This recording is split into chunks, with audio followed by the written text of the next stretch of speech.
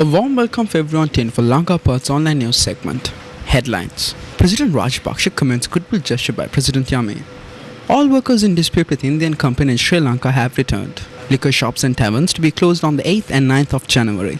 Sunanda Pushkar, India MP Shashi Tharoor's wife, was murdered. And in detail.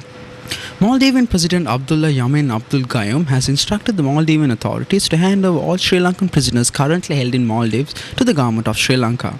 This gesture was in response to a request made on a humanitarian basis by President Mahinda Rajapaksa during a recent conversation with the President of Maldives. 15 Sri Lankan prisoners are currently serving sentences in Maldives. They have appealed to President Rajapaksa for their transfer to Sri Lanka in order to be close to their families. The Sri Lankan High Commission in Mal, in coordination with the relevant authorities in Colombo, will be making the necessary arrangements for these inmates to be transferred to Sri Lanka in the very near future. They will serve their sentences in Sri Lanka. President Rajapaksa and the government of Sri Lanka are most appreciative of this timely goodwill gesture by President Yamin and the government of Maldives. 77 Indian nationals allegedly mistreated by an Indian company in Sri Lanka have returned after the Indian government made arrangements for their immediate travel.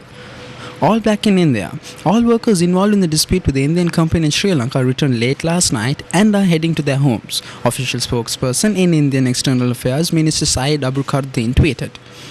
The workers, mainly from Bihar and Uttar Pradesh, were working with a South India-based company dealing in steel. On Monday, the 5th, India's External Affairs Minister Sushma Swaraj had taken a serious note of complaints against the Indian company and directed the Indian mission in Colombo to make immediate arrangements for their return. The government also is contemplating strict action against the erring company, NDTV quoted. It is reported that all liquor shops and taverns have to be closed tomorrow and the day after tomorrow, which is the 8th and 9th, on behalf of the presidential election in the country. Speaking to LANKAPUVATH National News Agency, Commissioner General of Excise, Mr. DGMV Hapwarachi, stressed all liquor shops and taverns must be closed tomorrow and the day after for the presidential election. Accordingly, Excise Department has the authority to suspend the liquor license of owners who violate this law. The joint operations with police will commence to arrest violators from tomorrow 4th, Excise Commissioner General said.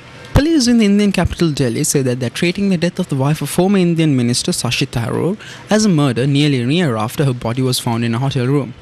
Sunanda Pushkar's death was not natural and was due to poisoning. Delhi Police Chief B.S. Basi said, initially doctors said she might have died from an overdose of drugs.